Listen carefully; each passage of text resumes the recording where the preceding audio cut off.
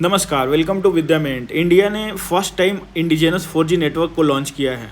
और indigenous 4G network stack की बात करें तो ये ओवरऑल पूरा पैक होता है। जो नेटवर्किंग का हम लोग जैसे 4G सर्फिंग करते हैं, 4G नेटवर्क यूज करते हैं या 5G नेटवर्क यूज करते हैं, तो हमारे पास जो भी कंपोनेंट्स हैं, जो भी सर्विस प्रोवाइडर हैं, वैसा नहीं होता कि पूरी तरह से इंडिजिनस हैं, वो विदेश से मंगाया जाता है, इंपोर्ट करा जाता है। तो फर्स्ट टाइम है कि 4G नेटवर्क जो BSNL का है वो पूरी तरह से इंडिजिनस बनाया गया और इसे ऑनरेबल प्राइम मिनिस्टर ने लॉन्च किया है।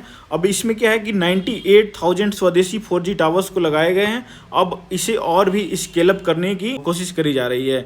और इस नेटवर्क में खास बात यह है कि 5G रेडी है। मतलब ऐसा होगा ना कि 4G से 5G में मूव करने में इसे स्मूथली कुछ भी ज़्यादा एफर्ट लगाने की ज़रूरत नहीं होगी, क्योंकि सारे जो कंपोनेंट्स हैं वो 5G रेडी बनाए गए हैं। ठीक है, अब इसमें कुछ की टर्म्स एंड मॉडल्स यूज्ड हैं जो हमें एग्जाम पर्पस से इम्पॉर्टेंट है उसको देखना। तो इसमें एक कोर नेटवर्क होता है। कोर नेटवर्क जिसे brain of the telecom system भी बोला जाता है, ये इसे C.डॉट ने बनाया है। ठीक है, उसके बाद रैन रेडियो एक्सेस नेटवर्क, जो टावर्स एंड रेडियो इक्विपमेंट्स होते हैं, इसको तेजस नेटवर्क के द्वारा बनाया गया है। उसके बाद इंटीग्रेशन एंड सॉफ्टवेयर का काम TCS संभालेगी।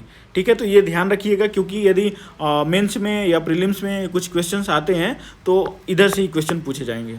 ठीक है, अब हम लोग बात करें कि इसका सिग्निफिकेंस क्या है। तो सिग्निफिकेंस में मैं फर्स्ट बता दूं तो जो टेक्नोलॉजी का है ना, वेपनाइजेशन ऑफ टेक्नोलॉजी अभी वर्ल्ड वाइड फेमस हो चुका है। अब लोग क्या कर रहे हैं, जैसे आप चिप के बारे में पढ़े होंगे, तो जो टेक्नोलॉजी है, क्रिटिकल टेक्नोलॉजी है, उसका आर्टिफिशियल डेफिशिएंसी क्रिएट किया जा रहा है, ताकि जो अदर कंट्रीज़ हैं उनके तक वो टेक्नोलॉजी पहुँच ना पाए, वो चाहे चिप से हो या फिर मिनरल से हो, क्रिटिकल मिनरल से हो। तो इंडिया का जो स्ट्रेटजिक ऑटोनोमी है वो बहुत ज़्यादा डिपेंडेंट करती है वो टेक्नोलॉजी के मामला में किसी देश के ऊपर, या फिर चाइना या फिर हुवेई हो गया, एरिक्सन हो गया, ये सब के ऊपर। लेकिन ये इंडिया का ऑटोनोमस या इंडिजिनस नेटवर्क बनाने से ये होगा कि इंडिया की डिपेंडेंसी कम होगी और इसकी स्ट्रेटजिक ऑटोनोमी बनी रहेगी।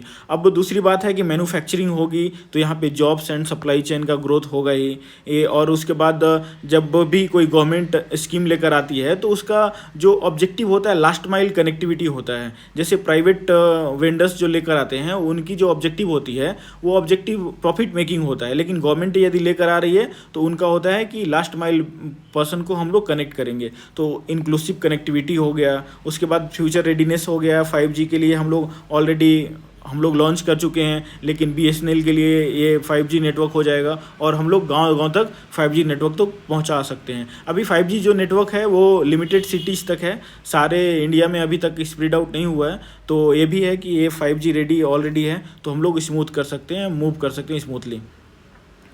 नेक्स्ट है एक्सपोर्ट पोटेंशियल। अब टेक्नोलॉजी में हम लोग जैसे ही R&D हम लोग का बढ़ेगा तो हम लोग एक्सपोर्ट भी कर सकते हैं, मेजर एक्सपोर्ट हब भी बन सकते हैं। और मेक इन इंडिया हो या PLI स्कीम हो, ऑलरेडी चलाया जा रहा है इसके लिए। अब इसको वाइडर कॉन्टेक्स्ट में देखते हैं तो India has already rolled out 5G network 2022 में ही, लेकिन ये बहुत लिमिटेड स्टेट्स एंड डिस्ट्रिक्ट तक है। और उसके बाद गवर्नमेंट ने तो 6G विजन भी लॉन्च कर रखा है, तो उसके लिए एक बूस्ट देगा ये। और विकसित भारत जो हमारा 2047 तक का लक्ष्य है उसको पूरा करने में ये एक बहुत बड़ा मेजर रोल प्ले करने वाला है। ठीक है, अब इसका कुछ क्वेश्चन आंसर, क्योंकि ये BPSC के पॉइंट ऑफ व्यू से और UPSC पॉइंट ऑफ व्यू से दोनों के लिए इंपॉर्टेंट है, साथ में साथ प्रीलिम्स पॉइंट ऑफ व्यू से, क्योंकि अब साइंस एंड टेक का जो क्वेश्चन पूछा जा रहा है प्रीलिम्स में भी वो एप्लीकेशन बेस्ड पूछा जा रहा है।